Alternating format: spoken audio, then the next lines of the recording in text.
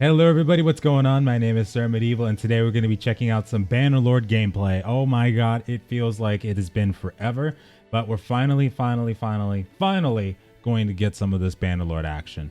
So the actual early access date has been announced as well, so now we've been looking at some GameCon's footage. I'm actually going to be breaking it down today. We're going to be taking a journey through it together. I've chopped it up a little bit to kind of fit different categories. We've got about 5 to go over, so without further ado, let's go ahead and get to it. We're going to check this out right now. So kicking it off, we're going to take a look at the campaign map. So we've got a couple different scenes of campaign footage, some of it related to the siege, some of it related to just traveling around. As you can see, the graphics are just absolutely sublime. Compared to what we're used to in terms of Warband, this is a massive upgrade. We get a look at the world map here and we get to see some of the citizens, or well, the villages and castles and settlements themselves, things of that nature. As you can see, the villagers themselves are actually traveling between villages. That's what I meant to say. And it looks like they give them some pretty big armies. Holy crap. So it looks like this person is just traveling upwards to try and see what they can do there. One thing that I'm really excited about too is, I've got to say, the siege system. I'm so excited about how much depth they've added to that siege. Like the fact that you can actually do things on the campaign map now before you even get into the fight. It just sounds awesome. Now you know you're going to just murder those looters without any hesitation. Come on. You don't even need to fight that. Looks like they're going to be doing the siege here. So this is the start of the siege footage. We're not going to go into it just yet, but this is kind of how the campaign map version of the sieges work, where you're able to set up bombardments, you're able to set up the siege engines themselves, things of that nature. And as you can see right here, you get to set up a war camp as well, which is really cool. I love the thought of that as well. And that also, as we learned about in previous blog posts, how for each lord that you have in your faction, they all get their own specific war camps or war tents in your camp. I love that ability so much, actually, too. It seems like at the top there, we get to see some of the UI, how it shows who you're up against, it looks like that's who the lords are on the left side there. Looks like we got a blockade set up as well. Yeah, being able to set up sieges like that and starve enemies out. And then on the defending side, if let's say if a force is coming to assist you, what's really cool is they can break through the front lines or sneak through the front lines to get inside the defense and aid you from within. I love that part about it as well. Looks like the tutorial in the top right shows you how to craft the siege engines as well. Looks like a caravan tried to sneak past as well. And then this is where we skip over to the characters that it looks like you're able to use in this demo. These characters look very similar to the ones that we were able to use last year, although I don't remember Valtis too much. I think he might be new, but correct me if I'm wrong on that one. But I definitely remember Brogomir on the left side, and Ali Jin looks a little familiar on the right, but I don't entirely recognize her. But either way, it's looking a lot better for sure. Like more and more that we see it, it definitely looks awesome. So it looks like we're starting in the desert region for this one as well. And you get to kind of see the scale of the campaign map. And the cool thing about it too is that if you haven't played Mount & Blade before, the map itself, it's always split off by the regions and the different terrain. So, you know, you'll never see the same thing twice. So if you have like, there's factions that are based heavily on cavalry. There's the desert ones, which most of them, I haven't learned much about this desert one, but like for instance in Warband and regular, the Sarian Sultanates, they would be, I don't think I pronounced that right, they would be mainly focused on like master archers, for instance. That's what I always knew them for, at least. I know that they had some pretty good units, but I always used them for archery mostly. And then for like Rodox, you would have really good spears and things of that nature, really good pikes. They were really good at holding off cavalry charges. Swadia was more like a mixed bag, but those Swadia knights were absolutely fearsome. It was awesome. They were mainly based out of cavalry, but the Kurgit were actually based out of cavalry too, except they more took up the mantle of like a Hunnic or Mongol kind of stance, where they were mainly focused on light cavalry, cavalry archers, and cavalry, let's say skirmishers, or infantry rather, but very light to medium armor. And the Swadia knights, those were the heavy guys. Looks like they entered a village too. Oh, and it looks like they're able to raid the village.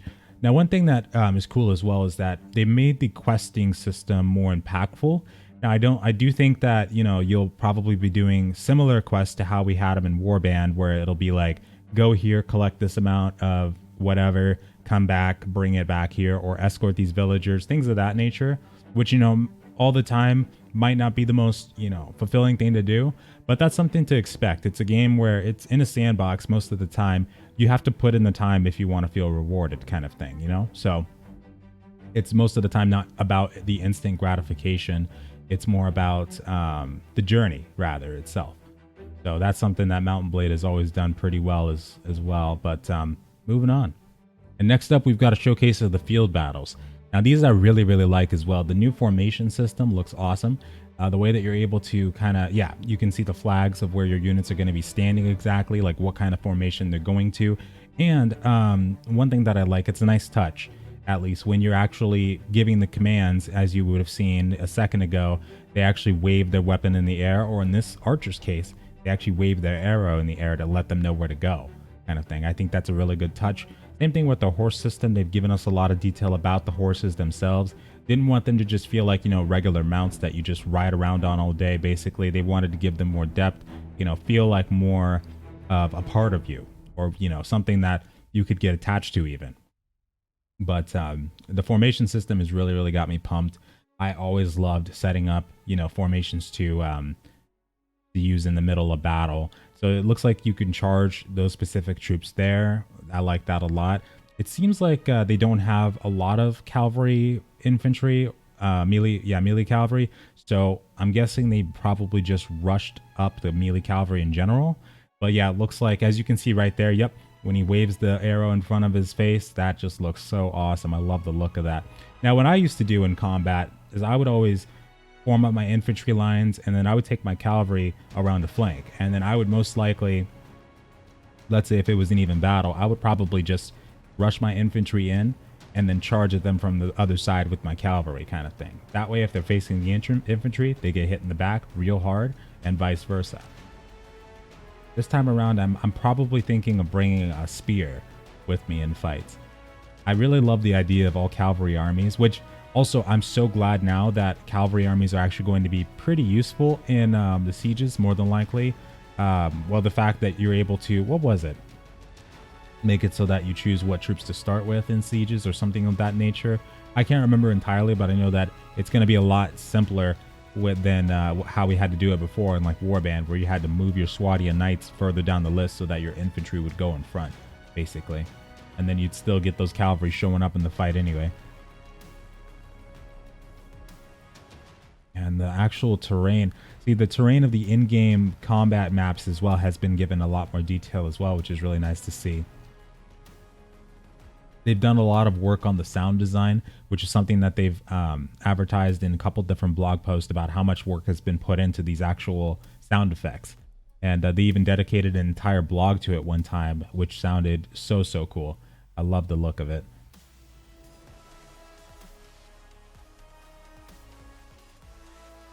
Looks like in this one, the only thing that's going to bug me, which I'll have to get used to, it's mostly because he's on a horse, I think, too.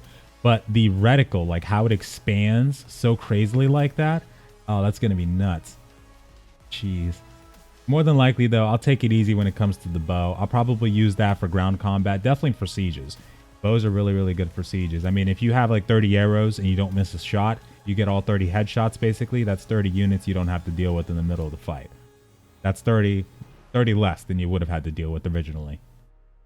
And then, you know, if one of your bowmen goes down, take his quiver, boom, 30 more arrows. I love that kind of stuff.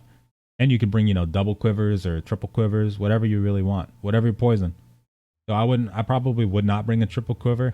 But now that I played a little bit more Mordhau, I guess I'd be okay with doing it because I'd be more comfortable with taking somebody else's weapon. But still, you can never be too careful. It's always good to have a melee weapon to pull out when you're in danger. Now this kind of showcases some of the two-handed weapon combat. They did make some improvements to the animations as well.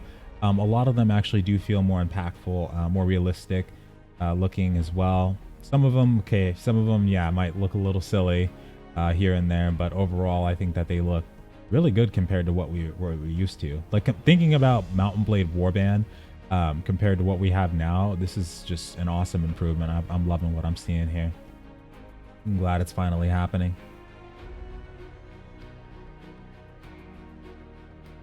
Looks like they're just doing the cleanup crew thing right now here too.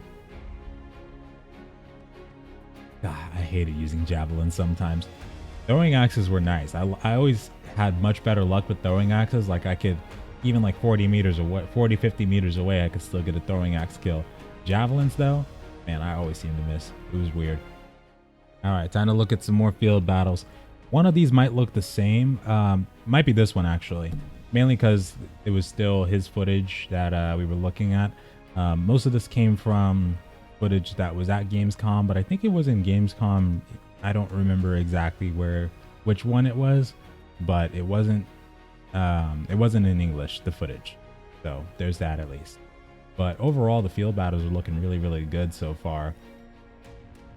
I think I'm gonna have to get in the habit again of being safer, but rather than sorry. Because most of the time what I do with my characters, especially once they were pretty leveled up, is I wouldn't even use my horse in battle. Like I would probably just ride my horse near the people, then I would get off my horse and start flailing around like crazy. Mainly because you seem to get more kills that way. I mean, if you're just standing there and beating the crap out of people, or just, you know, slicing people down left and right, it tends to get more kills, it feels like, as opposed to just, you know, going on horseback and maybe kind of sort of hitting people left and right kind of thing. But then again, people that are on the horses live longer, that's for sure. Especially if you're a new player, probably the better way to go. Unless you're going up against an army that has a spear or a lance guy. In that case, that wouldn't be fun. Now, one thing we haven't seen too much of yet is the children system. So since if you haven't already seen, there have been blog posts that talked about it a little bit, but you'll actually be able to have children in Bannerlord. And not just that, but they actually will be able to grow up, and they apparently can be given, you know, roles. Like I don't know, if you're able to actually, you know, make a child someday into one of your lords in your army, I'm gonna be super stoked. But yeah, you'll see things like that going on. I think that even with the native campaign that they have here, I think you could get a lot of hours out of the gameplay here for sure. Ooh, I like that animation. That's nice. I hope they have a way to just toggle the battle cheer. I think they do, but I remember I always had to actually drop my weapon sometimes to get it to work. I don't know. It was weird. It was really weird. We get to see some more of the formations here too.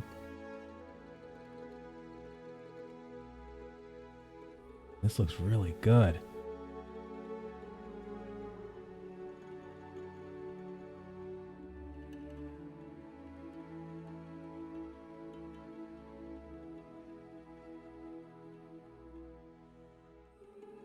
One thing I really want to see, ooh, a bridge. Yeah, well, that's one thing I want to see. I'm surprised that dude's horse is alive. I mean, honestly, I guarantee if I would have done that, my horse would have been dead by the first guy.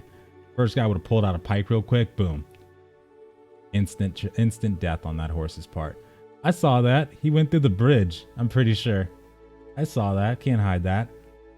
While he was coming up. Looks like it was invisible boundary there. Or non-boundary, rather. So something like that I think is really cool. The fact that we'll have certain elements in the battle map itself that you could be using to your advantage.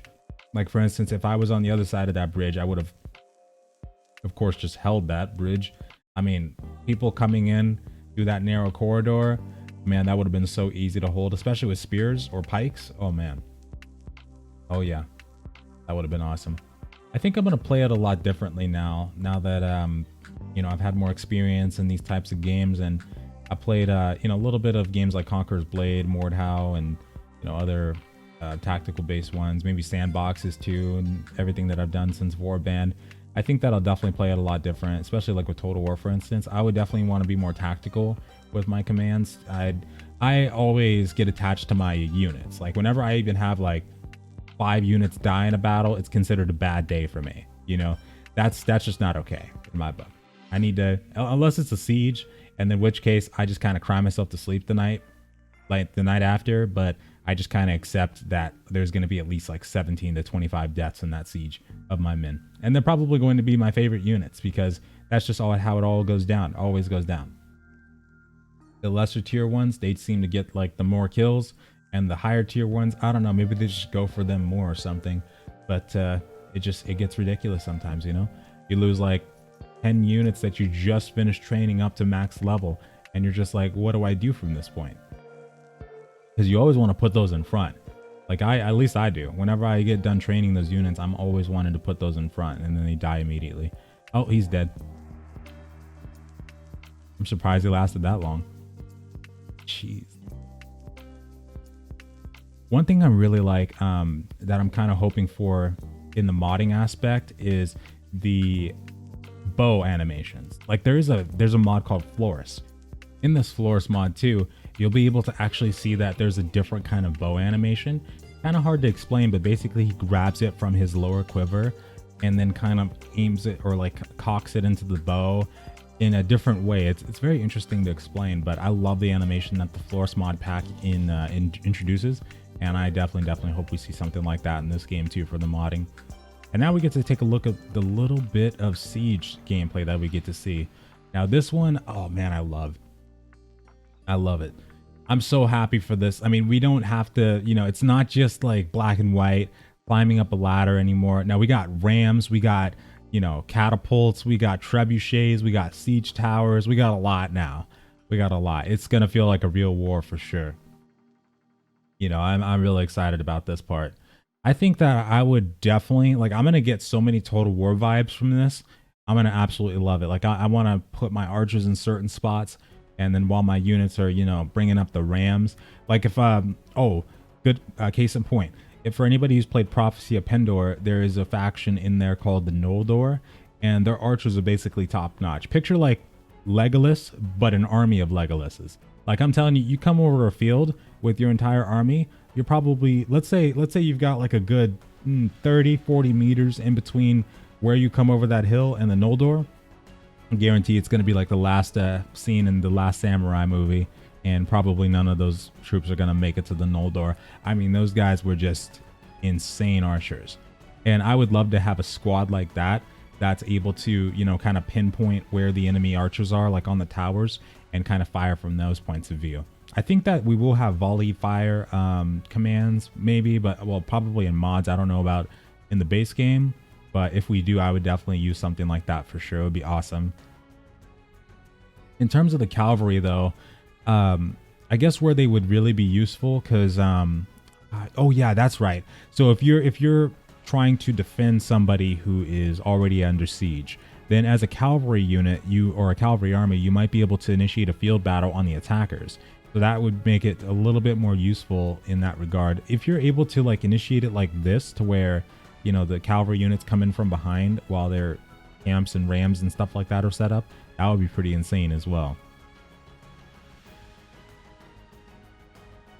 But as you can see, they're just kind of moving everything forward, getting the ram ready to go and things like that. On the defender side too, you have some tools of the trade that you can use on the inside, like rocks that you can drop down on the attackers and things of that nature too.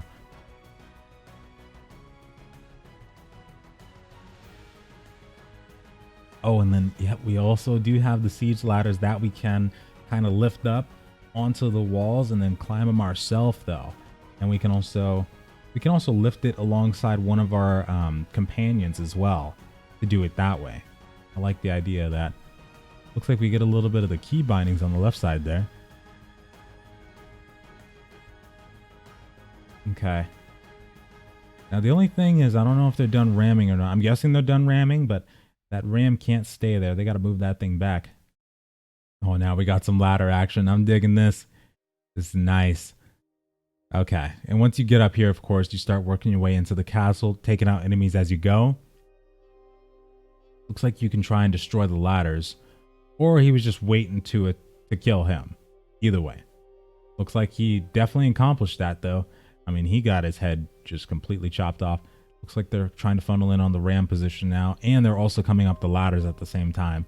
See, that's a good way to go too, especially if you've got like different strike forces, or let's say if you're attacking, you know, a settlement with two different armies or multiple different armies. See, what I do, I'd probably pull my entire army up a different direction. Like if there's a big map like this where there's a lot of different choices, I would probably go the far left or far right to be honest, maybe even use a siege tower. And the reason for that too is because if I can like narrow my army down in one position and just start moving forward and behind the enemy, I think it's going to be much more beneficial than if I just, if everybody just comes in from the same direction.